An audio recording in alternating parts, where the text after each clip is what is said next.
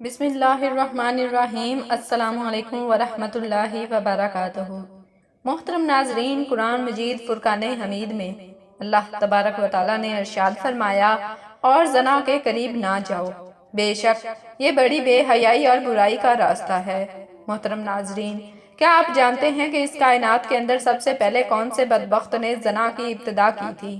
آج کی اس ویڈیو میں ہم اس شخص کے بارے میں جانیں گے۔ آپ سے گزارش کرتے ہیں کہ اس معلوماتی ویڈیو کو مکمل دیکھیے گا۔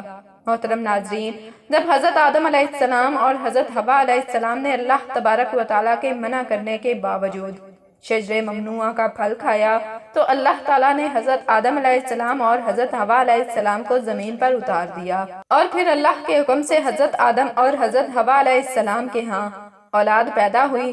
بعض روایات کے مطابق حضرت حوا علیہ السلام کو 20 حمل ٹھہرے، جس سے 40 بچے پیدا ہوئے، اور ہر حمل کے دوران ایک لڑکا اور ایک لڑکی پیدا ہوا کرتی تھیں۔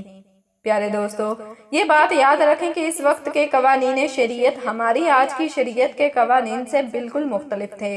حضرت آدم علیہ السلام کے زمانے کے اندر ایک حمل سے پیدا ہونے والے لڑکے کی شادی دوسرے حمل کی لڑکی کے ساتھ کر دی جاتی تھی، جبکہ دوسرے حمل کی لڑکی کی شادی پہلے حمل کے لڑکے سے کر دی جاتی تھی، اور ایک حمل میں اکٹھے پیدا ہونے والے آپس میں بہن بھائی قرار پاتے تھے۔ پھر اسی دوران حضرت آدم علیہ السلام کے ہاں قابیل اور حابیل پیدا ہوئے۔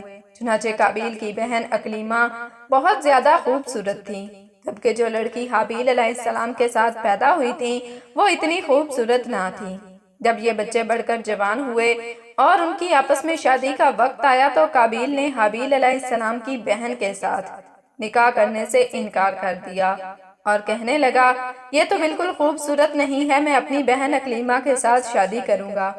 محترم ناظرین، یہ معاملہ اس قدر بڑا کہ حضرت آدم علیہ السلام نے حکم دیا کہ دونوں بھائی اللہ تبارک و تعالیٰ کی بارگاہ میں اپنی اپنی قربانی پیش کریں۔ جس کی قربانی اللہ تعالیٰ کی بارگاہ میں قبول ہوگی تو وہی شخص اکلیمہ سے شادی کا حقدار ہوگا۔ محترم ناظرین، قابیل کھیتی باڑی کا کام کرتا تھا، جبکہ حابیل بکریوں والے تھے۔ چنانچہ انہوں نے ایک نہایت ہی عمدہ، خوبصورت اور فربا بکری راہ خدا میں قربانی کے لیے پیش کی۔ قابیل چونکہ کھیتی باڑی کا کام کرتا تھا، اس نے فضول اور ردی فصل کا ایک گٹھا قربانی کے لیے پیش کر دیا۔ اس زمانے کے رواج کے مطابق آسمان سے ایک آگ اترتی تھی، اور جس کی قربانی قبول ہوتی تھی اس کی قربانی کو وہ آگ کھا جاتی تھی۔ چنانچہ آسمان سے آگ اتری اور اس نے حضرت حابیل علیہ السلام کی قربانی کو نگل لیا، جس پر قابیل کہنے لگا، ضرور میرے باپ حضرت آدم علیہ السلام نے حابیل کے لیے دعا کی ہوگی، جس کی وجہ سے اس کی قربانی قبول ہو گئی۔ محترم ناظرین، پھر اس واقعے کے بعد قابیل نے حابیل علیہ السلام کو مارنے کی دھمکی دی۔ روایات کے اندر آتا ہے کہ حضرت حابیل علیہ السلام قابیل سے زیادہ طاقتور تھے، لیکن آپ نے اللہ تعالیٰ کے خوف کی وجہ سے فرمایا کہ اگر تم مجھے قتل بھی کر دو تو میں تمہاری طرف اپنا ہاتھ نہ بڑھاؤں گا، میں نہیں چاہتا کہ قیامت والے دن میرے اوپر کوئی گناہ کا بوجھ ہو۔ چنانچہ ایک دن قابیل نے غصے میں آ کر حضرت حابیل علیہ السلام کے سر پر پتھر دے مارا، جس سے آپ کی موت واقع ہو گئی۔ حضرت حابیل علیہ السلام کو قتل کرنے کے بعد قابیل بہت پریشان ہوا۔ حضرت حابیل علیہ السلام کے جسم کو اپنے کندھوں پر اٹھائے کئی دن تک مارا مارا پھرتا رہا۔ پھر اللہ تعالیٰ کے حکم سے 2 کوے آئے اور دونوں نے قابیل کے سامنے جھگڑا کیا۔ چنانچہ ایک کوے نے دوسرے کو مار دیا، اور پھر اس نے زمین کھود کر دوسرے مرے ہوئے کوے کو اس کے اندر ڈال کر اس کے اوپر مٹی ڈال دی۔ چنانچہ قابیل نے جب دیکھا تو افسوس کرنے لگا کہ میں اپنے بھائی کی لاش کو بھی نہ چھپا سکا، اور پھر قابیل نے اسی طرح کیا، اپنے بھائی کی لاش کو دفن کر دیا، اور اس کے بعد قابیل اپنی بہن اکلیمہ کو لے کر وہاں سے چلا گیا، کیونکہ مسلسل شیطان اس کے پاس آتا رہا اور اس کو اس بات سے ڈراتا رہا کہ تمہارا باپ تمہیں قتل کر دے گا۔ لہٰذا قابیل اپنی بہن اکلیمہ کو لے کر دور کہیں وادیوں میں جا بسا۔ محترم ناظرین، اس واقعے کے بعد حضرت آدم علیہ السلام بہت زیادہ مغموم رہا کرتے تھے، اور اللہ تبارک و تعالیٰ سے دعا کیا کرتے تھے کہ یا اللہ مجھے وارث عطا فرما۔ چنانچہ اسی دوران آپ کو حضرت شیس علیہ السلام کی بشارت ملی۔ حضرت شیس علیہ السلام جیسے ہی پیدا ہوئے تو حضرت آدم علیہ السلام نے بچپن سے ہی ان کی تربیت پر خاصی توجہ دی، اور حضرت شیس علیہ السلام کو تمام معاملات سے آگاہ کیا۔ حضرت شیس علیہ السلام جب جوان ہوئے تو حضرت آدم علیہ السلام نے اپنے بعد ان کو مومنین کا خلیفہ مقرر کیا۔ اور انہیں حکم دیا کہ وہ اپنے بھائی قابیل کی اولاد سے دور رہیں۔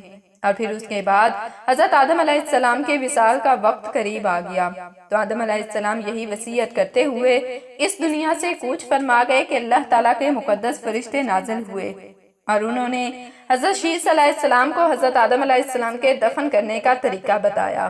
حضرت شیث علیہ السلام نے اسی طرح کیا اور پھر کچھ عرصے کے بعد آپ کی والدہ حضرت حوا کا بھی اس دنیا سے انتقال ہو گیا۔ پیارے دوستو، اس واقعے کے بعد زنا کی ابتدا ہوئی۔ اس کے بارے میں بنی اسرائیل کی روایات میں ملتا ہے قابیل اور اس کی آل اولاد ایک وادی کے اندر رہا کرتے تھے۔ چنانچہ ایک دن شیطان ان کے پاس ایک غلام کی صورت میں آیا اور ایک شخص کے ہاں اجرت پر کام کرنے لگا۔ تھوڑا عرصہ گزرنے کے بعد اچانک وہ غلام عجیب و غریب حرکتیں کرنے لگا، عجیب و غریب کام کرنے لگا اور نئے نئے طرح کے لباس تیار کرنے لگا اور انہیں طرح طرح کے گانے بجانے کے آلات بھی بنا کر دکھانے لگا۔ اس کے علاوہ ان کو ایسی ایسی آوازیں سنانے لگا جو انہوں نے پہلے کبھی نہ سنی تھیں۔ وہ لوگ جو پہلے ہی حق سے دور تھے، وہ فسق و فجور کے اندر مبتلا تھے، انہوں نے اپنا ایک دن عید کا مقرر کر لیا جس دن ان کی تمام عورتیں برہنہ لباس پہن کر آتی اور مردوں سے اختلاط کیا کرتی تھیں۔ محترم ناظرین، حضرت شیث علیہ السلام کے ساتھ رہنے والے مومنین دور سے ان کے گانے باجوں اور محفلوں کی آوازوں کو سنا کرتے تھے۔ چنانچہ ایک دن ان میں سے ایک شخص کے دل کے اندر خیال آیا کہ کیوں نہ میں وہاں جا کر دیکھوں کہ آخر معاملہ کیا ہے۔ وہ شخص چوری چھپے وہاں سے ہجرت کر کے عید کے دن اس جگہ پر جا پہنچا جہاں پر قابیل کی اولاد فسق و فجور میں مبتلا تھی۔ وہ شخص جب وہاں پر پہنچا تو اس نے دیکھا کہ ان کی عورتیں بہت زیادہ حسین و جمیل تھیں۔ محترم ناظرین، روایات کے اندر آتا ہے کہ حضرت شیث علیہ السلام اور ان کے ساتھ جو مومنین کی جماعت تھی، ان کے مرد بہت زیادہ حسین و جمیل تھے اور خوبصورت تھے، جبکہ ان کے ساتھ جو عورتیں تھیں وہ اتنی زیادہ خوبصورت نہیں تھیں۔ جبکہ قابیل کی اولاد کے اندر مرد انتہائی بدصورت تھے اور عورتیں بہت ہی خوبصورت اور حسین و جمیل تھیں۔ وہ نوجوان ان لڑکیوں کے حسن کو دیکھ کر بہت زیادہ متاثر ہوا۔